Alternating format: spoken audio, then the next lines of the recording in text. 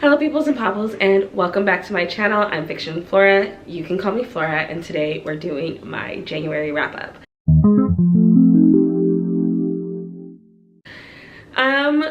So you can probably hear it in my voice. I'm a little sick. I'm getting over when I got sick my birthday weekend, which love that for me. And I've been in recovery since. Fingers crossed I'm over it this week. That being said, we're not in the same room, so it kind of doesn't matter. In January, I only read 2 books. On the plus side, I liked both of them. On the negative side, 2 books, really?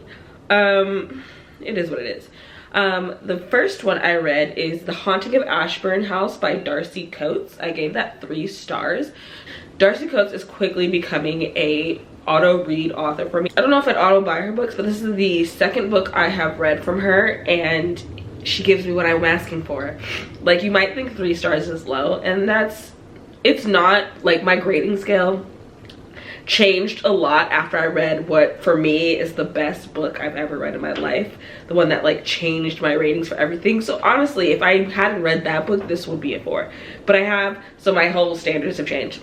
But it's a 3-star because I really enjoyed it and I would read it again, but I wouldn't necessarily call it a favorite or something that I would like think about a lot. When I think about it, I like it, but it doesn't really cross my mind very often. That being said, I need to tell you what this book is about. This book is about a woman whose name is forgettable. I don't know. And she inherits a house in this cute little town. Well, not even in the town, on the edge of this town from an aunt she doesn't know. And the house is haunted. And we are with her as she discovers what or who is haunting this house and how she can either live or fight back against it. And the one thing that I have realized I like about Darcy Coates and why she's an auto read is because when she says it's a ghost story, it is a ghost story. She doesn't do the bait and switch that some authors do. And I know they think it's like making it interesting and stuff, where they tell you it's a ghost story and then you find out then actually it's mental illness, or actually it was all a dream. It takes a masterful writer for that to not be bad. So I love when a duck is a duck. I love when I go into a book for a haunted house story and I get a haunted house story.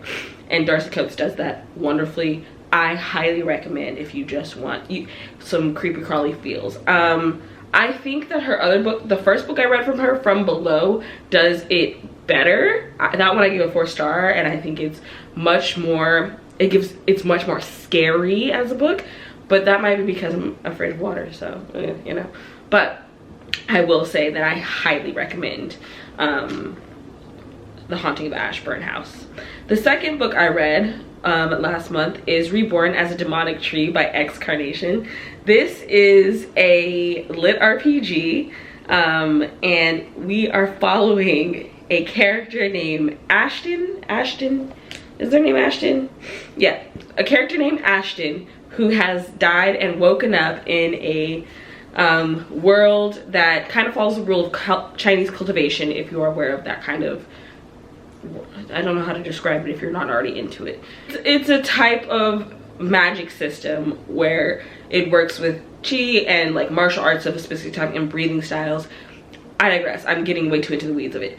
What I'm telling you though is he gets reborn as a sapling in this world, realizes, oh my god, I'm a tree, and then has to decide how to make sure his existence continues as something that is usually passive. Also, he eats people and creatures too. Like, he eats things, and he becomes the unwitting companion to an orphan. I don't think I'm describing this well, but I feel like if I describe it any better, I'm going to spoil it. All you need to know is I gave it 4 stars. I'm continuing in the series. It is currently one of my favorite lit RPGs, and I am on a lit RPG spiral. So highly recommend if you like isekai, if you like if you like reincarnation, if you are into cultivation, and if you like non-human point of views, I enjoyed it 110%. And it doesn't have any romance, which you wouldn't think is a problem and yet here we are. So those were the 2 books I read in January, and then I did DNF 1 book. The book I DNF'd is very similar to Reborn as a Demonic Tree, and it's called Dungeonborn. It's by, I have the physical book, but I'm not in the mood to get it. Look right here. This book made me angry in ways I find it hard to describe. So, and it was set up for me to like it. We already just went through how much I loved Reborn as a Demonic Tree and how I enjoyed it so much. Let me just tell you, I enjoy reading stories from a non-human point of view. I enjoy stories that are a little bit off to the side, and I do like cultivation and lit RPG and like things that where you have like people are progressing throughout the thing. So I really thought I would love Dungeonborn. In fact, I picked up Reborn as, wow, my tea bag burst. I picked up Reborn as a Demonic Tree because I had already picked up Dungeonborn, and I was planning to read them together because I was like, oh, I'd love to compare and contrast. Dungeonborn is about a man who was murdered by necromancers and his soul is put into a gem. Sounds cool, right? This gem falls on the side of the mountain. It lands in a cave, and because of the power of his gem and the fact that he has consciousness, he becomes a dungeon core, and his job as a dungeon core is to build the dungeon around him and create monsters and create traps in order to keep himself safe, but also from adventurers who are going to come in, try to destroy the core, and also to get the riches that come from the thing. Sounds interesting, right? Right? It wasn't. Oh, somehow it was dull, and also I don't know how the author managed to do it, but considering that the main character is a literal gem, you think I wouldn't have to worry about some awkward ham-fisted romance. And yet, like the main character gets a sidekick, a will-o-wisp, and the author somehow felt the need to like subtly imply gender roles, specifically gender roles. Like, our gem boy is blue and our will-o-wisp is pink, and he's very like steady and he like learns about the world, and she's really catty and really honestly a little bit mean and very annoying as a character, and they flirt. He's a gem. Why are they flirting?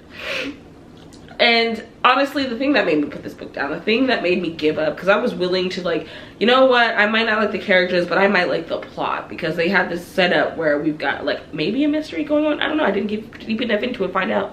But they had some plot points that looked like they could lead somewhere I might like. And I was willing to look past all that. But then the author wrote the words, "Aw, yes." AWYISS. Aw, yes. Huh? I beg your fucking pardon? That shit was cringe when it was popular. That was a niche internet slang during the raw XD phase of the internet. Alright? And you're putting this into actual prose and an actual just, I read that and I was just like, you know what, I'm done. Now I'm mad that I spent money on this book. So those were the 2 books I read and the 1 book that pissed me off. I hope that you pick up one of the 2 books I read, because I highly recommend both of them. One for being just a dirty fun time, a nerdy fun time, and the other one for being a great haunted house story. What did you read in January? Have you read either of those books? If you haven't read them, why not?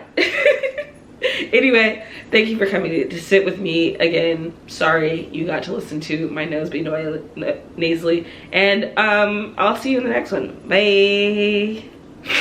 Hi, editing Flora here. I remembered why I didn't give Reborn as a Demonic Tree 5 stars, even though I loved that fucking story and I think it was just a great introduction.